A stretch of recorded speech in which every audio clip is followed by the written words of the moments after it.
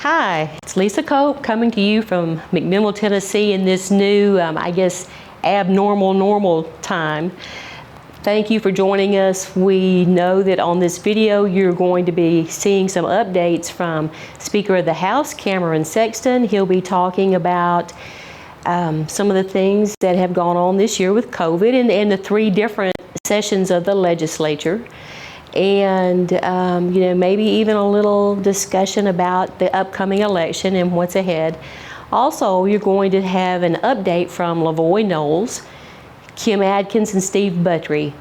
And when you watch that, you're going to understand clearly how important it is for us to have our presence in Nashville that we have with Lavoy and the Capital Strategies Group and the very important work they do on our behalf and all the assistance they provide to us. So once again, next year we hope that we will be meeting in person, and we really look forward to doing that.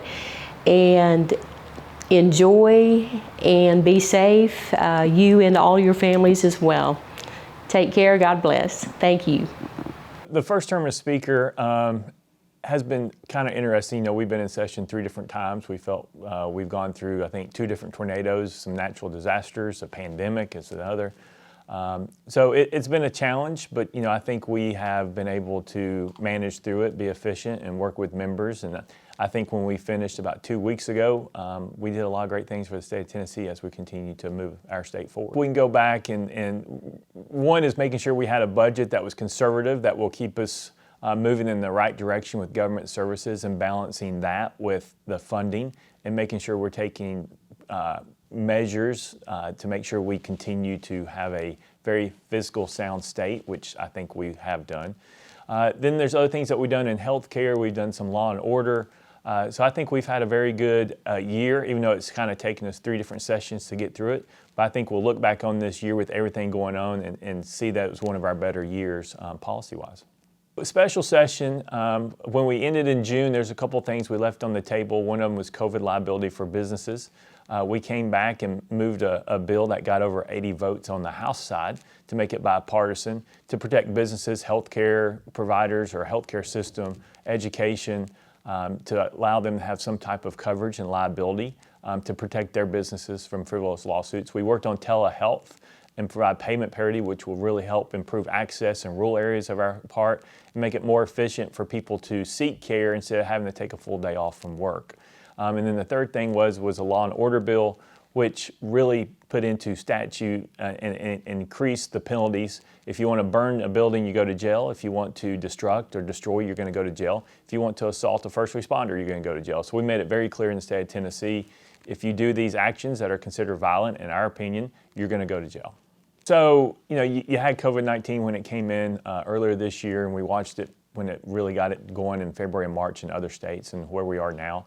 The interesting thing is we're more aware of what it is and what it isn't. I think our medical community has caught up with it, and so you've seen our healthcare improve, which has been better outcomes and less deaths than there were in March, which is a very positive thing. From a budget aspect, when you have businesses having to shut down or lessen and people were not traveling as much, then we need to be very sure and make sure that our state stays very sound and we don't overspend in case we have a downturn. And so we did things to protect our state, to increase the rainy day fund. We actually decreased taxes, but also managed to balance the budget and create a 2-year budget cycle where we make appropriate cuts over a 2-year cycle instead of 1 to keep our budget balanced. If you go back in healthcare several decades ago, you had physicians that would actually do house calls, and they would call it taking the black bag to the house. Telehealth now gives us the capability of doing that. We lost that over the years where everybody went to the doctor's office. Telehealth allows someone to be seen. They can be seen from their home. They can be seen from their work. It gives the providers the same opportunity to receive the same type of payment parity or equal payment to what an office visit would be, so that they would want to provide that service. So we think it's a way to improve access in rural areas, really increase our outcomes based on people actually doing follow-up visits. And one of the more important things is to bring specialties into rural areas that would never be able to have a cardiologist or a pulmonologist. and bring them into the rural areas so you don't have to travel 2 hours and take a full day off from work. So we think it really will change the healthcare market and hopefully make us a healthier state as we move forward. We're always focused on education in the district. You know, we've had the Federal CARES Act money that we tried to help businesses and non-for-profits and local education associations to make sure that they hopefully can survive this pandemic and make it through it as a business and not have to close their doors. So we're still watching our locals. You know, we're also locally, broadband grants are very important, so we've increased that funding, and that's important to all rural parts of our state. So there's a lot of things that we can go through. Every community is a little different, has different needs, but we kind of maintain in my area, you know, Cumberland's a little bit different than Van Buren, a little different than Monterey. So they have common issues that they have, and then sometimes they're a little different. We have, a lot of our members are up and they have a challenge in the general election, so we're going to do everything we can to return all of our members, and I'm sure the other side will do the same. And so we've been traveling the state, making sure our members are prepared, knocking on doors, doing what we need to get their information out. We think over the last 10 years, Republicans have done a fabulous job in our state, and we think that we have done a lot to deserve our supermajority and continue the direction that we've been on. You know, if we can do this for a little bit longer, I think our state will be even better and stronger than what it was. We have a lot of great things on the horizon that we want to accomplish, but the first thing is making sure we retain our members. And then moving forward, as far as presidential election, the only prediction I'll make is that Trump wins the state of Tennessee. Hello, I'm LaVoy Knowles, and I'm the Executive Director of the Tennessee Broadband Association. With me today, I have Steve Buttrey and Kim Atkins. We're glad to be here to talk about the 2020 legislative update and the completion of the 111th General Session. I'd like to introduce Steve Buttrey. Steve is a former House representative that served in the House for a few years, and also currently he's actually the president of the Tennessee Lobbyists Association. Steve, thank you for being here. Glad to be here, LaVoy. Kim is an attorney and the principal in Capital Strategies Group, and as a side note, she also has served on the Nashville Sports Authority for several years. So if you want to know anything about the Titans or the new hockey game, the hockey league or the soccer league, then Kim's the person you can ask. But I would like to thank Lisa Cope and Ben Lomond Communications for producing our event today along with Channel 6. We do want to spend a little time today to give everybody an update about what's happened on this past legislative session. We were scheduled to have a meeting, our normal meeting in March. As you know, COVID-19 canceled that, and even today we are social distancing, so that's why Steve and Kim are not at a table with me, so we're spreading out in the Channel 6 studio. So again, we want to thank Ben Lomond Communication and Lisa Cope for the opportunity to give the update to you. We also want to say we appreciate the Tennessee Broadband Association and the Tennessee Cooperative Group in engaging us and letting us be your voice in Nashville for legislative issues. We appreciate being able to do that, and it's very important to have a voice, and I think we made a lot of progress over the last 7 or 8 years. So let's jump into kind of the process a little bit of what we've done, some of our successes over the past several years, and kind of how we came about to be where we're at, and we'll jump into some of the bills that took place this year. So I guess it was about 10 years ago, we actually learned how important having a voice in Nashville really is. We faced an issue that was important to all the telecom companies in the state, and it dealt with access fees. And 10 years ago, access fees was a significant part of our revenue stream. Not so much today, but it was then. And on the state level, they were trying to do away with access fees or actually curtail them about 80 or 95%. And so we all banded together, and then under the name of Tennessee Telecommunications Association, had tons of meetings, developed a strategy, and we thought we were ready to play the game. We went to Nashville, and lo and behold, our opponents were better prepared, more experienced, better funded, and we had a very difficult time with that issue. We did come out, at the end of the day, we come out with a compromise we could all live with, but it became obvious to all the players that we had to have a voice in Nashville. It was very important. If you don't know what's going on then things get done that you're not even aware of until it's too late to do anything about it. There were so many offices that we went into of legislatures that we told them our story, tried to give them where we thought we need to be on the issue, and several of them would say, "We don't even know you. Where you been for the last 6 months?" And our opponents had worked the issue. They're more experienced. So we took that experience to heart, and a couple years later, we really got involved, and the Tennessee Telecommunications actually refocused their purpose, and actually that's when I came on board, and we hired Capital Strategies to assist us in our lobbying efforts, and we wanted to develop relationships with legislatures. We knew we had to let them know who we were, what we were about, what our issues were important to us, and then in the meantime, a little thing called broadband came about that became very important to all of us, and actually every consumer in the United States. So since that time, we have had several successes that we're really proud of, and I'd like to kind of cover those with you at this time. The first really big issue out of the chute when we were kind of reorganizing and refocusing was about 4 years ago. We worked really hard on the Broadband Accessibility Grant Program.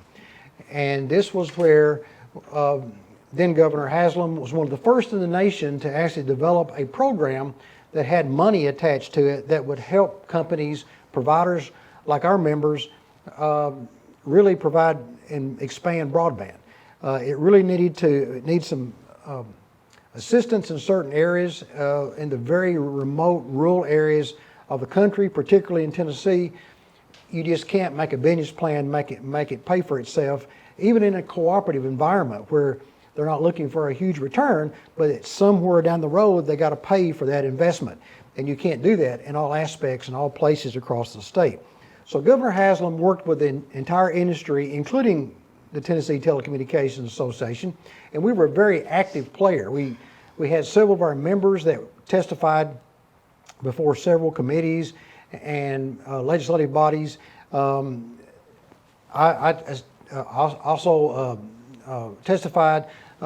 Steve and Kim were there every step of the way, helping us to develop our comments and making sure we were saying the right thing to the right people at the right time. And at the end of the day, the bill passed. As a matter of fact, it was almost unanimous in both houses. I believe the Senate was almost 32-0, and the House passed it with a lack of a couple, three. It was like 92 or 3 to 2 or something like that. It's almost unheard of to get a bill of that magnitude passed. And that bill did a lot of things, but for our members, what it did, it created a fund, and it started at $10 million a year for year one, and it allowed our members to apply for grants, and it would be a 50%, up to a 50% matching fund that the state would set aside and help deploy broadband across the state. Well, that has expanded. Year one was 10 million, year two was 15 million, year three was 20 million. And over the 3-year period, the state kicked in $45 million of funding for broadband expansion. And I'm really pleased to state that our members of the Tennessee Broadband Association and previously Tennessee Telecommunications Association, have received over half of those awards. So our members have benefited to the tune of $23 million or more just because we were able to participate and craft the bill that would help our members in the long run and not just help the larger players or another group that maybe wouldn't qualify for. So that was a huge win for our association and also for our members.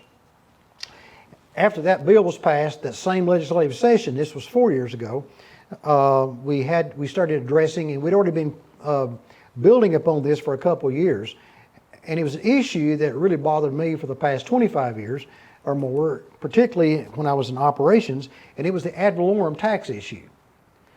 For some reason, and I think I know the reason why, I'll explain in a minute, but utilities pay property taxes based on their investment, and it's assessed by each county in each city, but the state assesses the value, and then they're assessed at a certain rate, and they pay tax based on those numbers. Well, you can imagine most all telecom companies are very, very capital intensive, so therefore they've got 100, 200, 300 million dollars or more invested in their network, and they're paying taxes on that every year, and it's property taxes, but in the utility world it's called ad valorem taxes. So utilities traditionally paid at a rate of about 35% of the assessed value, but telecom companies paid at a rate of 55% for every $1,000. So big difference. And the reason it was such a differential was because back in the 60s and the 70s and even early 80s, the telecom industry was a monopoly. There was no one, you could not buy telephone service in those days from anyone except your incumbent carrier, the one that had the franchised area to serve your market.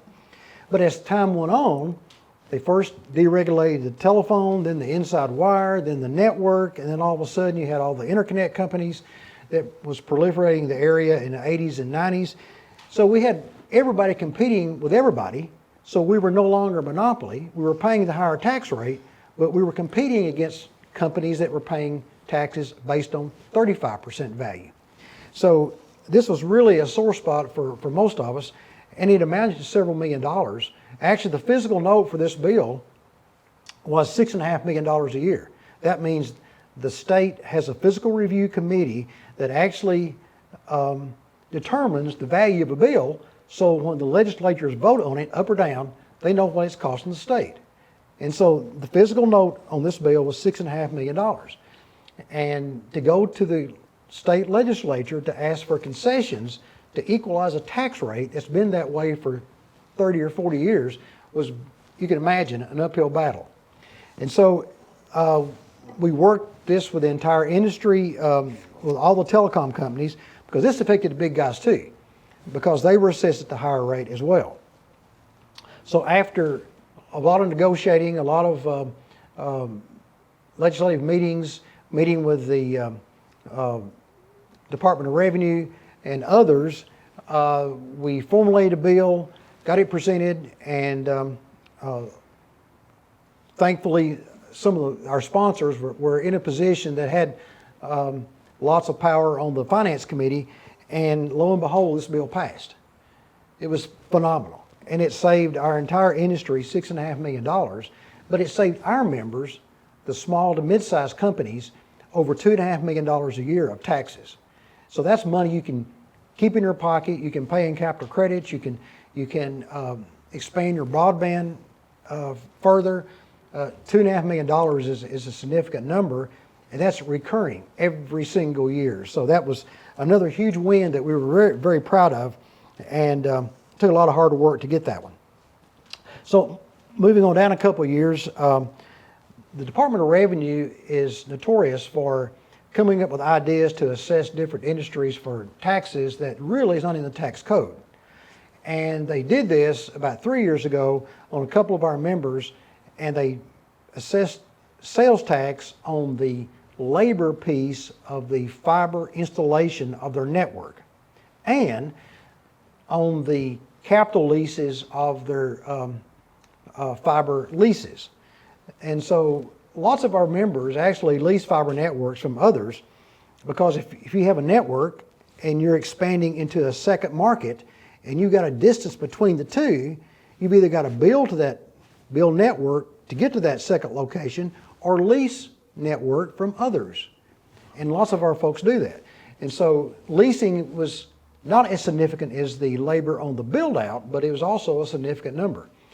And so we, again, with the help of Capital Strategies, Kim and Steve and some others, we went to the Department of Revenue. We tried to reason with those folks, and they put forth what they thought was their argument. And we had some very solid champions again that sponsored our bill. We took it to the legislature, and after dozens and dozens of meetings with legislatures, multiple meetings with Department of Revenue, with the governor's office, ECD, and anybody that would listen to us, it went for a vote, and we actually passed. So now the labor on the installation of fiber construction is exempt, and the cost of a capital or operating lease for fiber leasing is also exempt from sales tax purposes. So that in itself, the fiscal note on this bill was $5.5 million, and the majority of that was taken from our members because we were the ones that were paying the tax, and a lot of others were not. They hadn't got to the point yet to consistently bill everyone for the tax, but the ones they did assess were our members, so that we know that $5.5 million is going to be saved from our members each year. And again, it's a recurring revenue, and as they build network and as they expand their network, it could be a bigger number. The 5.5 million we anticipate was probably a small number because we know that more and more of our members are building out fiber networks. Actually, our members have committed to $400 million between 2019 and 2022. You can imagine the sales tax on the labor piece of that network on $400 million is a big number. So again, we were able to salvage that little disaster, and it put us in a good footing. And going forward, our members are going to save a lot of money, sales tax, and put that money toward other purposes.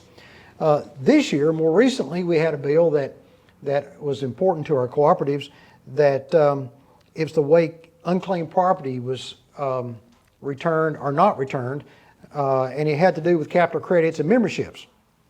As you know, only co-ops deal with capital credits and memberships, and the largest part of the money is in capital credits. And when you send the checks out and you can't find those folks to deliver the check to, when you assess or when you award a capital credit, then those are kept internally for a period of time. Then it goes to the state treasurer's office, and they keep it permanently. It was never given back. And what this bill does, it actually, that process still works. You keep the money for a period of time. It goes to the state treasurer, and they keep it for 3 years. Then the co-op can ask for it back, and whatever's not being found at the state level, then the money flows back to the co-op. You can put it in your general fund and use it for whatever purpose you like. But if anyone else is found and they ask for the capital credit refund, then the co-op has to refund that member the credit as well. We did find out during this process that unclaimed property is a big number. According to the state treasurer, they collect about $950 million a year of unclaimed property. Now, that's from various industries. I know a lot of that comes from the banking industry, the banking credit union side of the house, where accounts are go dormant. They can't locate the owner, and it goes to the state. So, but a small part of that was our money, and we were able to redirect that money back to the co-ops, again, to be used for other purposes. And this is also a little different from other states. I know Georgia has a bill passed similar to ours, and there's 3 or 4 other states as well. But the difference between our bill and the other states is that our bill allows the co-op to bring the money back, put it into the general fund, and not have to set aside a separate account and send the state each year what you spent the money for. As long as you pay the capital credit refund to the owner of the property whenever they're found, then we're good to go. So it's a big change, and it's good for the co-ops, and we're proud of that as well, particularly, and Kim and Steve's going to talk a little bit about the break in session and the special session in a few minutes. But as you know, when the COVID-19 hit Tennessee, we had to go back, and the legislature had to go back and redo the budget process, and they had to cut a significant amount of money from the budget. Well, our bill wasn't heard until they come back, and they were looking for money. And so at a time when they have to cut $1 billion out of the budget, and even though our bill was only $45,000 or $50,000 physical note to get that money approved at a time when they were underwater over $1 billion. In my opinion, was another phenomenal event that took place. And again, it was thanks to our lobbying efforts and also to our supporters in the legislature and the General Assembly that kept this bill alive and kept it going. Even though sometimes we couldn't even appear at the committee meeting to work for our bill. Also, another topic we've been really active in is for the past 7 years, since we've been engaged by the Tennessee Broadband Association, every year we had to fight the municipal expansion. This is an area that's been very tough and difficult because some utilities or municipals are already in the business, others want to expand, others want to stay in their footprint, but we don't feel that it's correct for a piece or a part of government, and a municipal is actually a part of government. They're formed by the local municipal area that they operate in. That's the name, that's what they're called, municipals. So they're owned by the city that forms the organization. And they can do bonding, set tax rates, set their own property rates, and we don't think that it's fair for municipals to compete with private enterprise.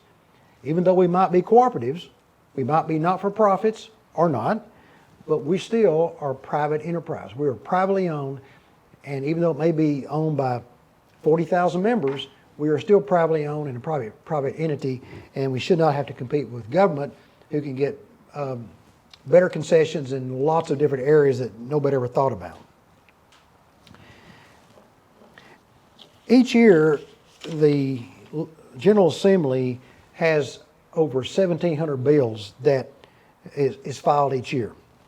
And your lobbying team ends up tracking between 50 and 60 of those bills every session.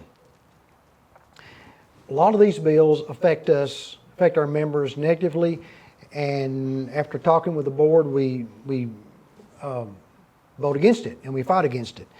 And if it's going to help our members, again, the board vets the bill, and if they agree that we need to support it, we support it.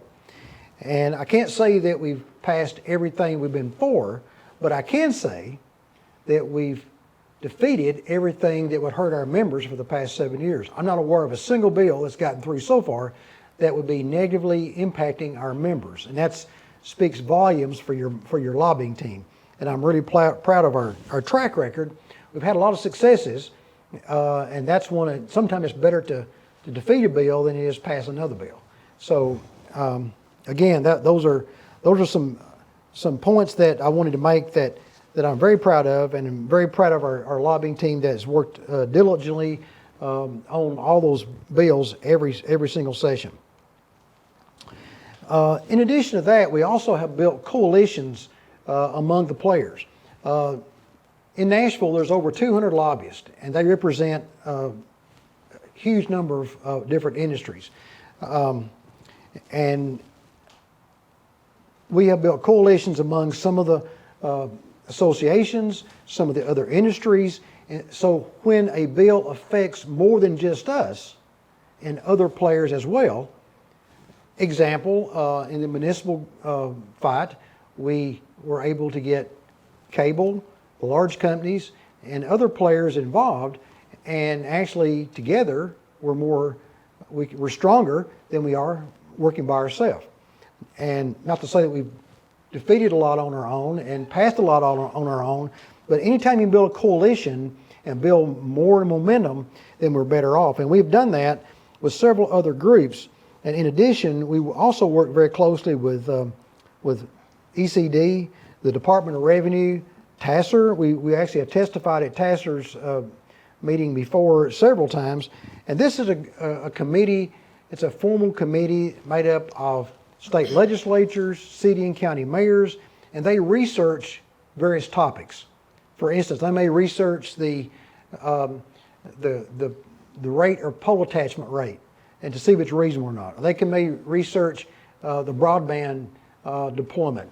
Are we making progress or not? And we have testified on in front of TASSER many times and have been used as a resource. And also we work very closely with the Treasurer's Office. This last year we worked with the Treasurer's Office a great deal on the unclaimed property bill, and also the Governor's Office. You have to know several in the Governor's Office, and they're constantly changing. And between Steve and Kim and myself, we try to stay abreast of who is there, who's been changing roles and job duties, and try to keep track of who we have to see for various questions or to get our message across to the governor. I'm also pleased to state that a lot of legislatures, their staff, and many of the departments now use Tennessee Broadband as a resource. And many of them consider our association kind of the rural broadband experts.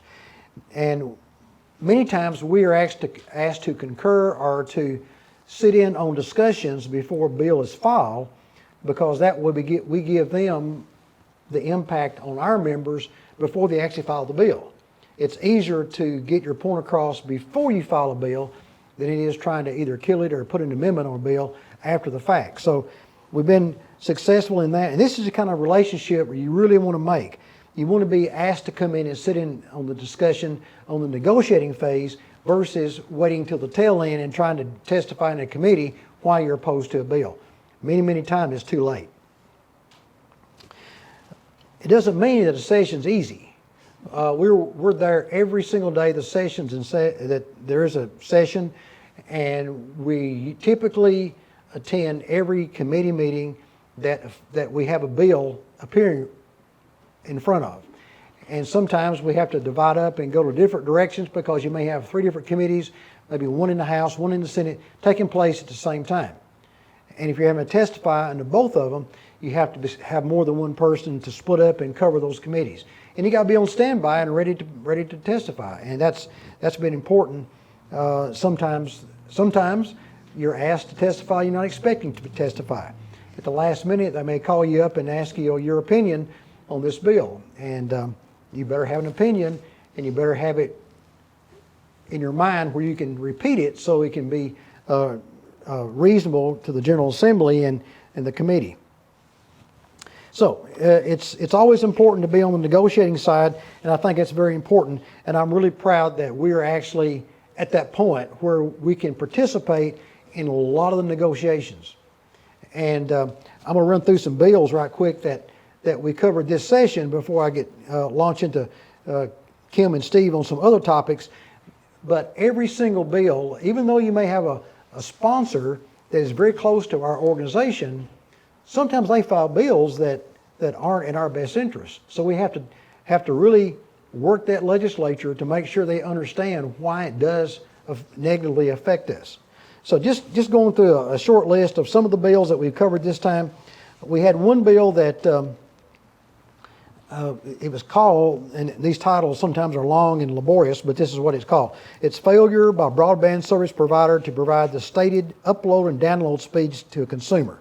Now what this bill would have done, if you don't provide the full speed that you sell to the consumer, and everybody has different sales techniques, and you sell products, and you group those into different buckets of speeds typically. And if you're not providing the speeds that you've sold the consumer, then this bill would allow that a complaint be filed with the Attorney General, and they would have researched it, and you could have been fined up to $5,000 to $15,000 per incident. Now you say, okay, what's the big deal? You know, we don't sell anything that we can't provide, and that's true. But think about the night when we have storms or something, or you get hit by lightning in a remote, and that remote goes down, and you don't have any spare parts, and you got to order it, and you overnight them from your vendor. It takes 3 days to get here all of a sudden, which is unusual. I know that's pretty unusual for our members because they've got usually tons of spare parts and prepared. But just say in the case, maybe you got an old remote that's got an old vintage of equipment, you don't have any spare parts, you had to order some, it's down for 3 days. That remote could serve 200 customers, 300 customers. all of a sudden you'd be subject to those rules and you come under the Consumer Protection Act and you could be billed up to $15,000 for each of those incidents. So we didn't think it was good for our industry, even though we're not opposed having restrictions on making sure you can provide what you sell. I mean, I don't think anybody could deny that it's not fair to sell someone something and you can't provide it. But sometimes you just, when you look beyond the language of the bill, you have to look at see what could it cause for our members. So we were opposed to that bill. We worked very hard against that bill, and actually in the end results it died in the House Consumer Committee. Now typically our bills go through the House Utilities Committee, Business Utilities Committee. But this one went through the House Consumer Committee, and so you got a whole different group of folks you got to deal with. So you get used to dealing with one group for most of your bills, then all of a sudden you got to deal with a different group. So you got to reorient yourself with another 12 or 15 or 16 people in the committee. Another bill that gave us a little heartburn was Safer Internet for Minors Act. And what this did, it put parental controls on providing internet for children. Sounds pretty good, right? And who's not for more consumer protection, safer protection for internet users for children? But the problem was, the way the bill was written, it put all the burden on the provider to not only provide the controls, but also to pay for the cost of it. So you've heard of unfunded mandates. This was not only an unfunded mandate, but it increased the restrictions of what you had to provide to the consumer. So we fought that really strongly, and we were able to defeat that again in the House Consumer Subcommittee. Matter of fact, this bill was one of the few bills that I've ever witnessed that the first time it was brought up, it didn't even get a second. Every committee member was opposed to it, I guess except for one, because they made the motion. And then we realized that some in the House, the rules are differently than is the Senate. And so if it don't get voted down, it can come back up. And it did come back up the next week. Well, the next week, it didn't even get a motion. So that's why working the committee, that's why your lobbying team is important. It didn't come for a vote, and it failed in the committee. There was also an effort before the budget crisis took place. There was an effort by some legislatures in leadership, actually, that wanted to expand the Broadband Accessibility Fund. Didn't really know how to go about doing it. So they actually asked us to come in and confer with them on ways to change the law, to get the law updated so we could put more money into the fund and actually change the rules. Maybe ease the rules a little bit and make the speeds differently and not have to be totally lower than 10.1 on the upload download speeds. So we were going at a pretty good clip and making some progress on it. We actually gave them some sample bill language, and all of a sudden, again, COVID-19 hit, everybody went home. When they come back, there was a budget crisis, so this one got cut on the cutting floor of the budget. So again, maybe next year, if the budget's not so tight that we can't at least talk about increasing the broadband fund. Another bill that did pass this time was the increase on 911 fees. And we talked with our board 2 or 3 times before this was brought up in committee. And our board felt like that if all the rules and restrictions were exactly the same and they were only increasing the rate a reasonable amount, that they would not oppose it. Well, they requested it go from 116 to 150, and actually, thinking back a few years, it used to be at 150 in several of our counties. And it got reduced about 10 years ago, or 8 years ago, down to 116. It made it equal parity for all the providers in the state to pay the same rate. And so, since we did not oppose it, and several other industry players didn't oppose it, then the legislature did agree through a joint resolution that this will be increased and be passed, and it'll be effective January 1st. It gives everybody time to get your billing system corrected and get it modified. So that will be changed. Another one, there was a bill that was filed that would implement a tax on phone calls made and received within the state. And the sponsor had really good intentions. Everybody gets telemarketing calls. You want to either sell your insurance or want you to get a extension on your car coverage. I'm getting 4 and 5 and 6 a day. Well, so was this legislature, and they were getting really kind of burnt out. So what he did, he filed a bill that would put a 1 cent tax per call on every call that went inside the state of Tennessee. He thought he could take that money and stop the telemarketers. Well, we talked to this legislature several times, actually brought in one of our members. He did a presentation to the member and explained to them that this is not going to change the telemarketers. Telemarketers are not in Tennessee for the most part. They're in Guyana and Jamaica and other places across the world. There may be a few in Tennessee, but they're not the culprits that are calling, millions of calls an hour. That's not the ones that we're talking about here. So after much consternation, and this fiscal note had a $20 million positive benefit to the state. So it was going to tax telecom users $20 million a year. And so we were able to explain to him how it really worked. And again, through a presentation of one of our members, he actually agreed to take the bill off notice. So it may come back next year, who knows, next session. He was reelected, so we have a good relationship with him, so hopefully we can talk to him. Another bill that was required all utilities digging ditches, that when you open the ditch, you had to keep it open and allow your competitors and give them notice for 60 days to get in that ditch with you. Now that sounds pretty good, because that way you only tear up someone's yard once. But think about it. All the underground and all the burying that our members do, and to keep a ditch open for 60 days, number one, the liability would be phenomenal. Number two, you couldn't get anything done. You'd have a whole list of providers. Half of them wouldn't respond back to you. It would be totally unworkable. So after a lot of hard work on that one actually was defeated in the House Utilities Subcommittee, and we were very pleased that one was defeated. We told you about our unclaimed property bill this time, and the way we started with it was a little bit different. We had two of our, I call them champions because they are good friends to our industry, Senator Ken Yeager and Representative Pat Marsh. They both agreed to file the bill for us dealing with the unclaimed property.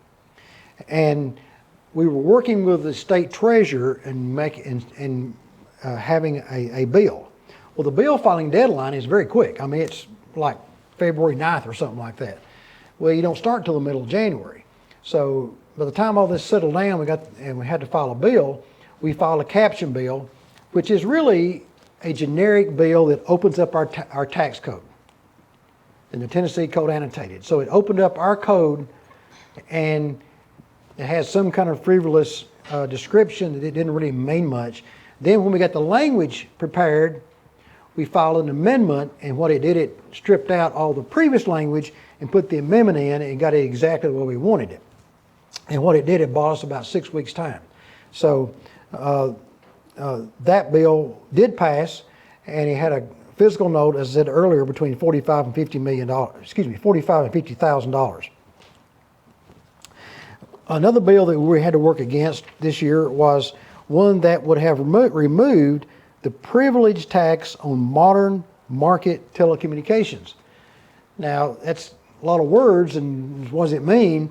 Well, I told you earlier that just 3 years ago, we had a huge win on getting our ad valorem tax rate down from 55% assessed value to 35%.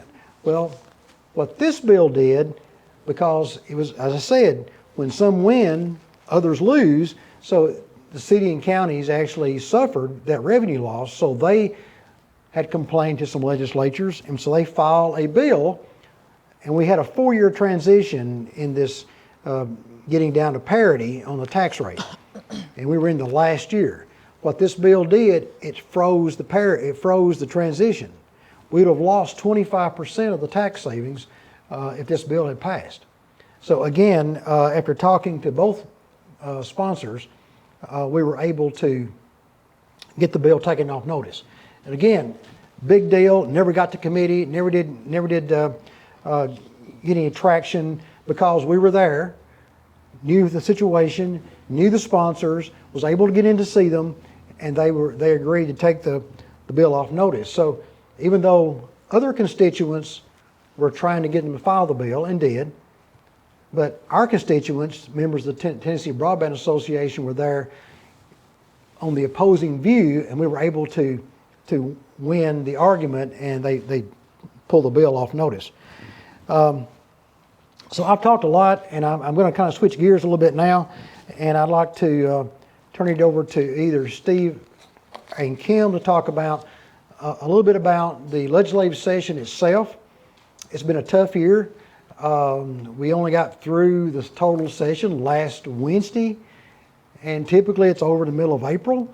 And so I'll let them kind of focus on the session itself, the break, and then coming back for after recess, and then getting to the special session. So take it away, guys. Well, thank you, Lavoy. Again, I'm Kim Adkins. Steve Buttrey and I are going to take over this segment, and we're going to touch on the year. It was nice to hear Lavoy's overview of where we've been, the issues that we have tackled for several years now, and keep coming back. We keep fighting, and it's really an honor to represent this entity, this association. There's no doubt that there couldn't be a group that is more compassionate and vested in their community and care about their members.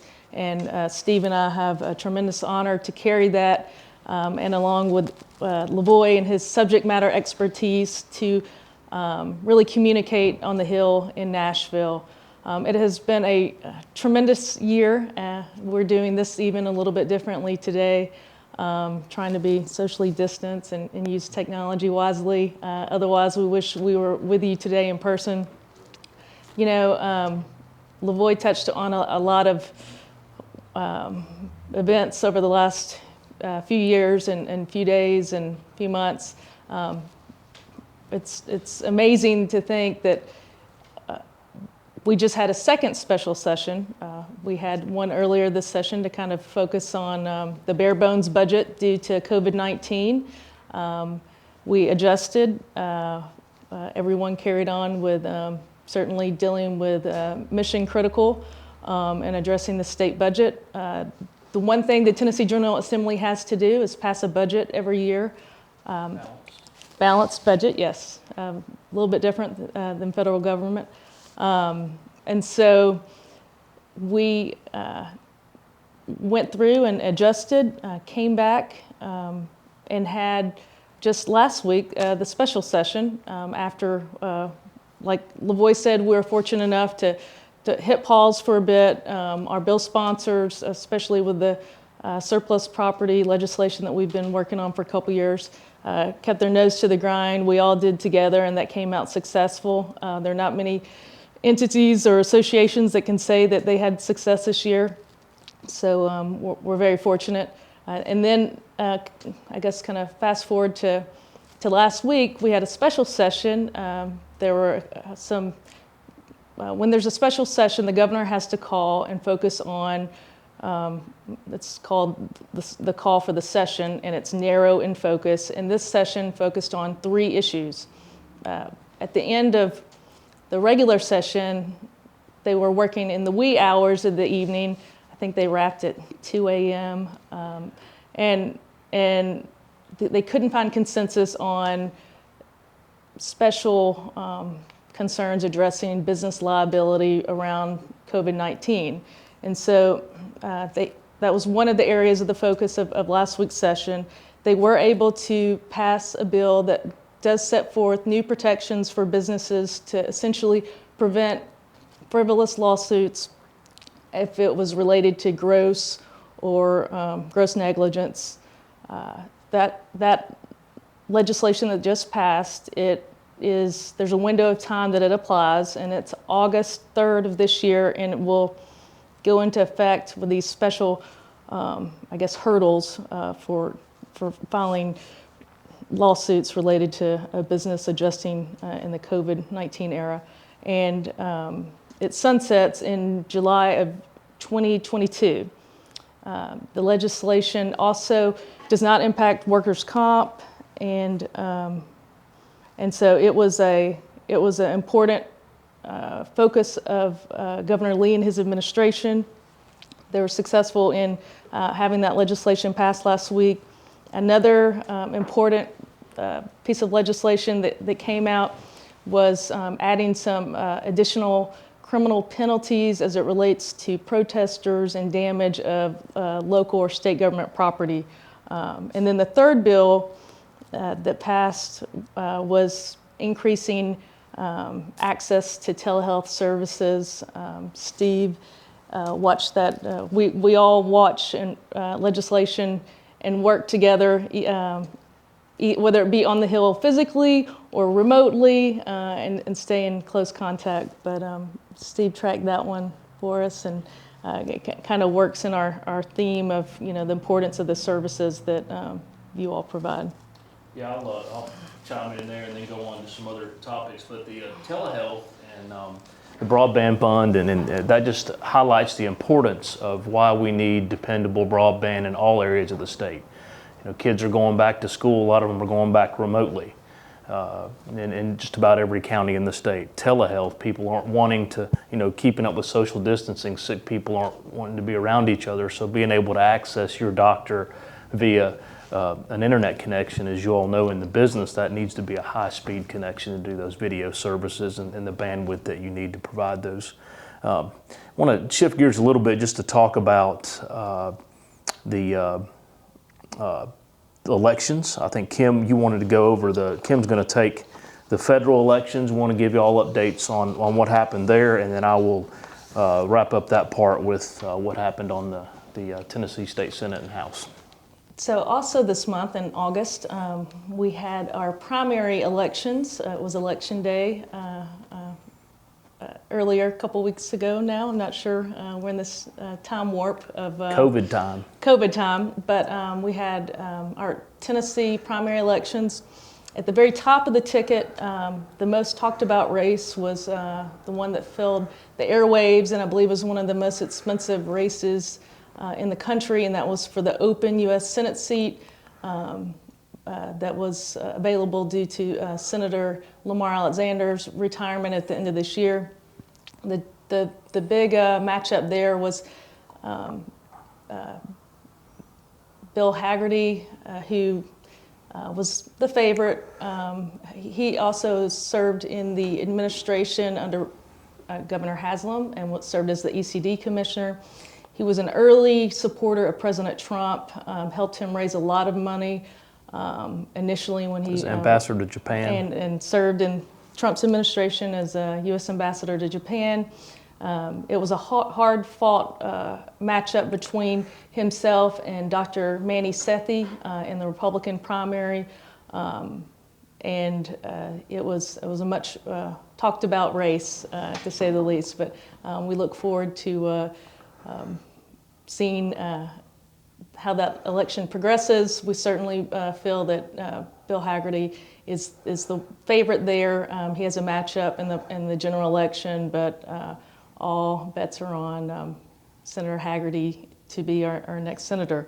In addition, on the federal side, really the only other seat that was open, that was I guess competitive, if you will, is the first congressional seat. That is a seat that will be open due to the retirement of Phil Rowe.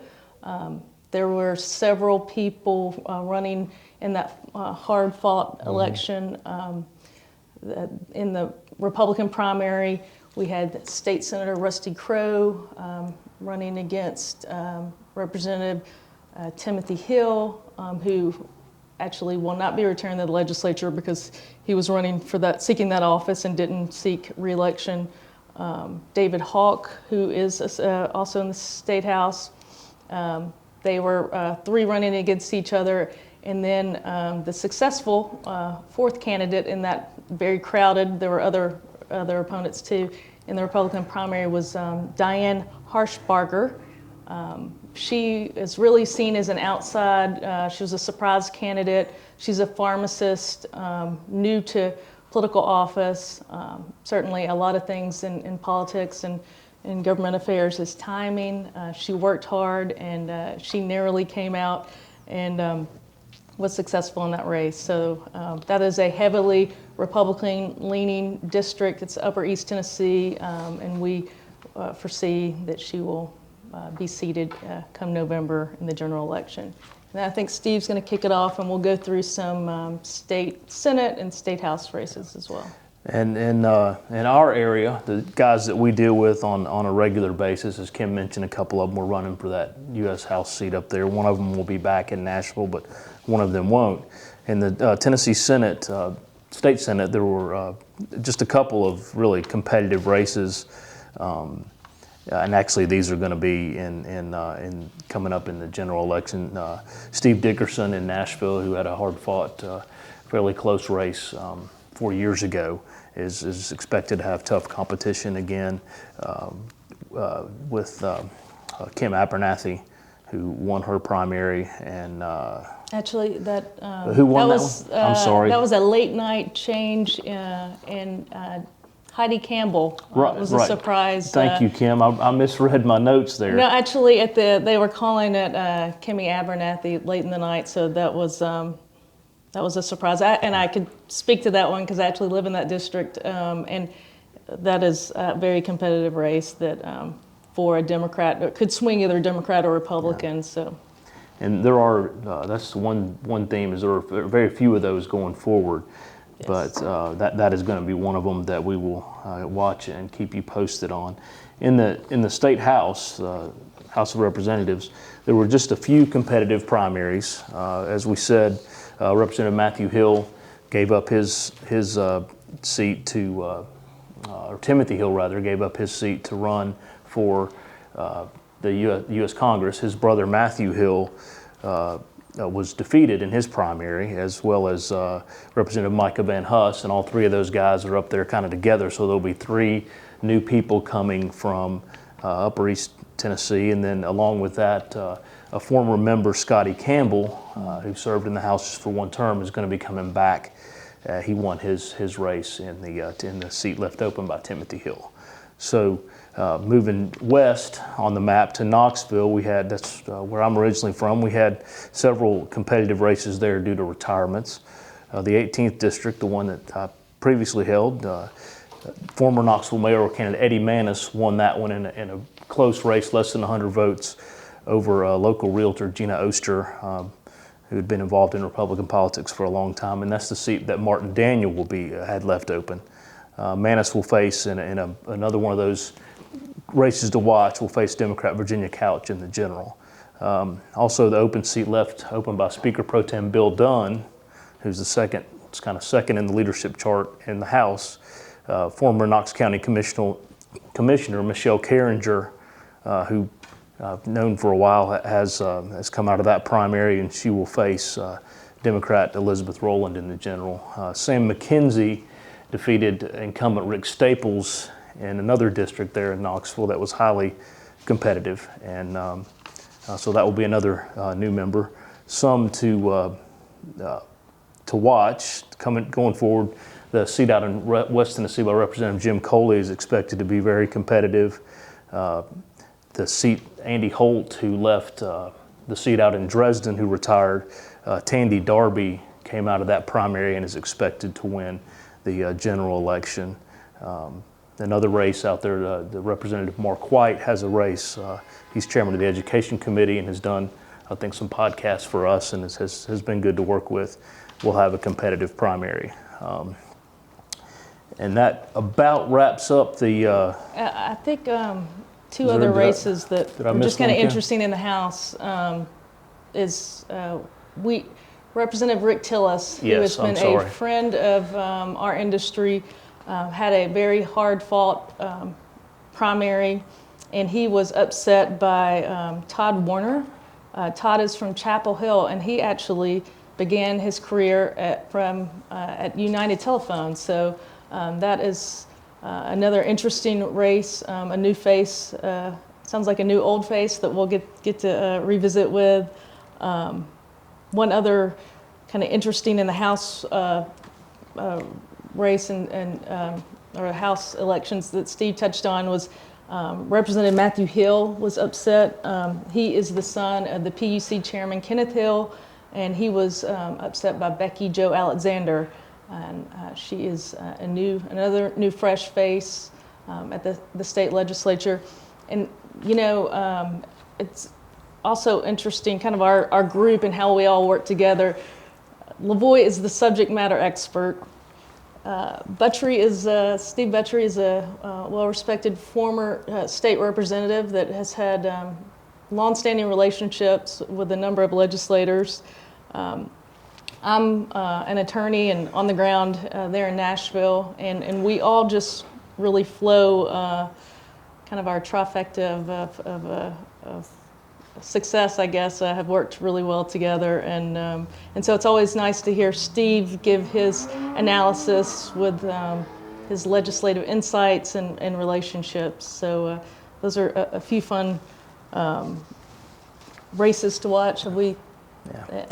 And results, I guess. Yeah, and we would be remiss if we didn't talk about our legislative champions, and we've made a list of those. Not that we don't have good relationships with all of the General Assembly, but Lieutenant Governor Randy McNally, obviously, as the Speaker of the Senate as well, has been very open to our association and always is an ear to our concerns, and has been involved with both the tax issues that we've had, and he's former finance chairman, so he knows the state budget very well and has helped us there.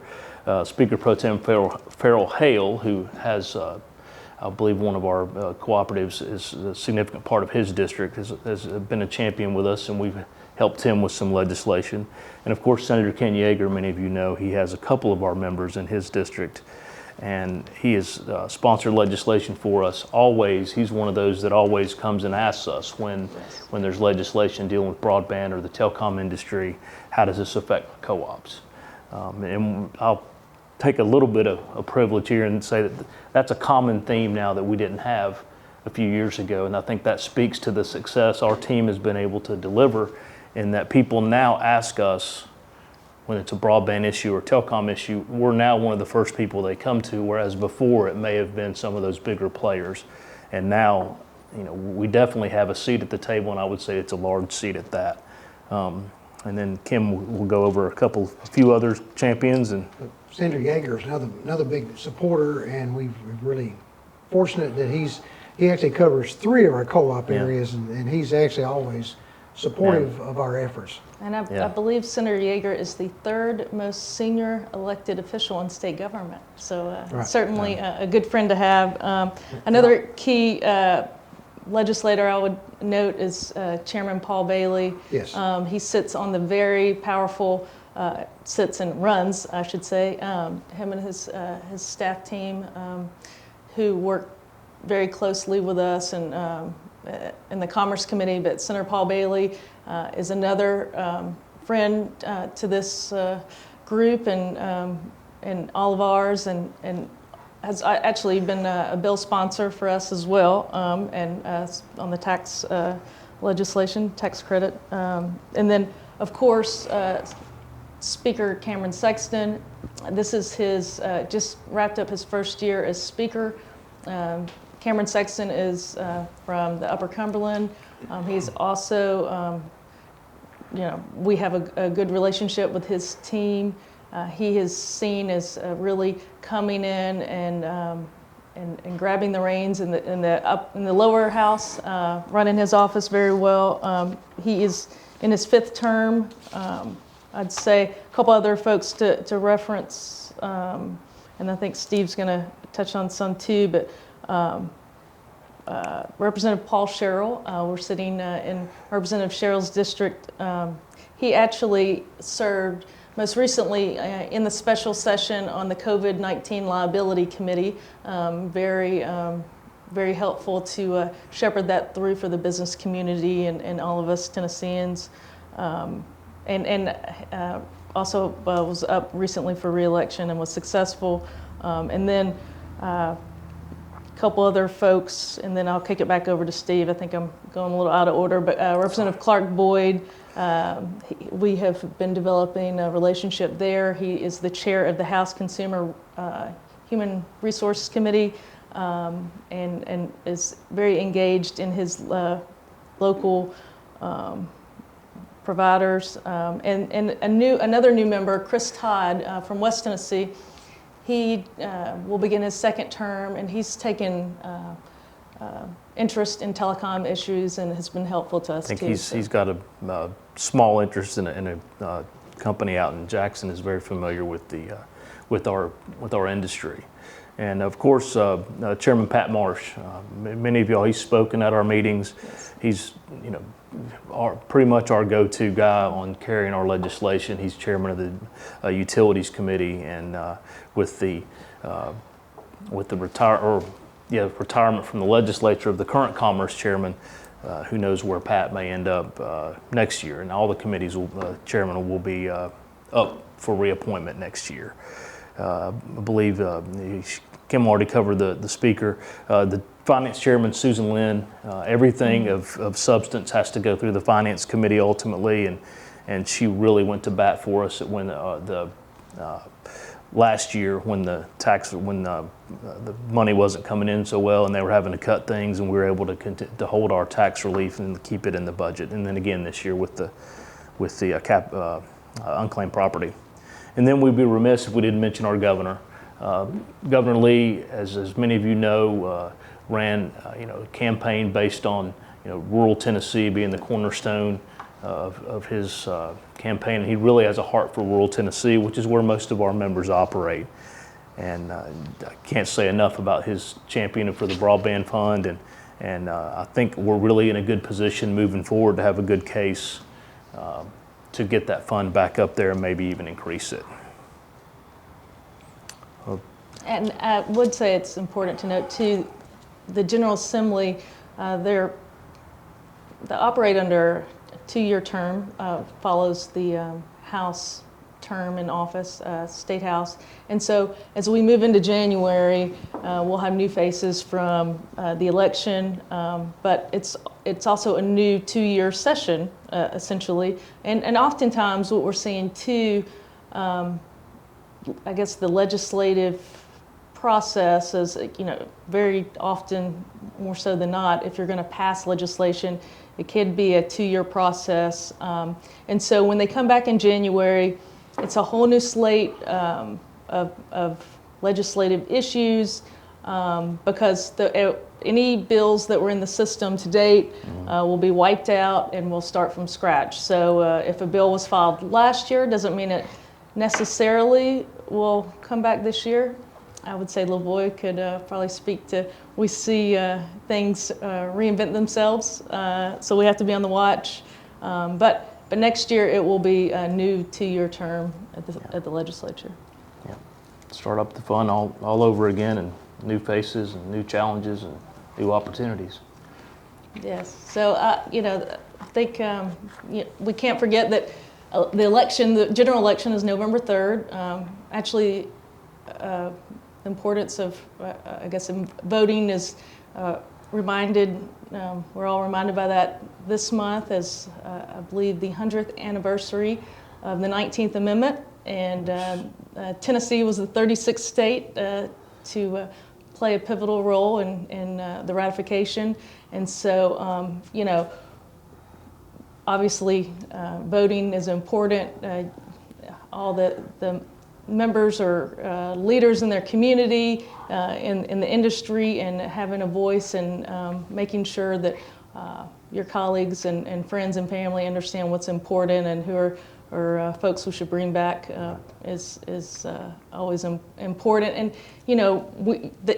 I would say The elected officials need your vote. We'll need your vote come November, and then come January, we will be asking for their votes, January through who knows how long next session will last, but it's important to, if you haven't developed those relationships with any of the names we've touched on today, or your local elected officials, please take a moment and be committed to trying to develop those personal relationships. We're all three honored to be part of the process and help carry your message in Nashville and across the state, but nothing is more powerful than the personal relationships in the district. And if you don't know your state elected official or local legislators' contact information, please learn their phone number, develop a relationship, because it all helps us work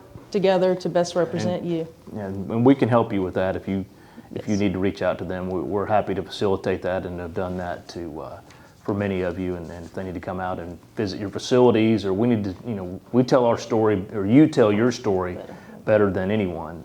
So we need to get them out and show them what we're doing to bring broadband to their constituents. It is very important that you do vote, and it's very important you stay involved with the political process. And and let your legislature know how you feel about certain topics. Mm-hmm. I know that I do want to cover just one little final segment about how we determine what we support and what we oppose. As I said, there's 1,700 bills filed every year or more, and how do we?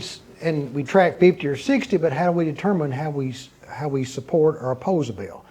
Well, we summarize them. We try to gather as much information as we can. We talk to legislatures on our part.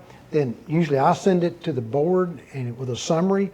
We have legislative sessions with the board, and we discuss it. We usually are all there talking to the board, and then they make the decision whether or not it's an up or down bill, and that becomes the basis of our platform of what we're either for or against. It's what the board is really wanting to be done. So there's lots of moving parts, but it's pretty well planned out, and there is a sequence of events. We will not be agreeing to sponsor a bill or support a bill unless our members are aware of the bill and they agree to that, nor will we be opposed to a bill unless they oppose the bill as well. So it's important that you stay involved in the process. I'll tell you a funny story in closing. 3 or 4 sessions ago, we were opposing a bill and we were really concerned about it, and we talked to the sponsor and told him why we were opposed to it. And I said, we give him examples of why it would negatively affect our members in his area. He said, well, I hadn't had any members call me. I hadn't had any constituents call at all. So I left his meeting, I picked up the phone, called one of our members. I said, hey, you need to call this state senator. He's not had any comments negative on this bill. So he calls the state senator, leaves word with his secretary that he's opposed to the bill and tells him why. It wasn't an hour later, back in the old cafeteria when everybody was in together, the legislature came through, the senator came through and called me. He said, hey, I'm going to pull that bill. I've had a lot of constituents call me and tell me they were opposed to it, so I'm going to pull it because my constituents are calling me. Well, it was one, based on my conversation with him, me calling our member, him calling the state senator. That's how things get done. It's amazing, but it doesn't take a lot of people to sway votes sometimes, and you could be the determining factor.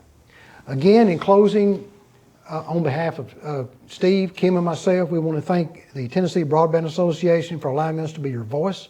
Also, the Tennessee Cooperative Group as well. And just closing, maybe COVID will be over soon, but in the meantime, stay healthy.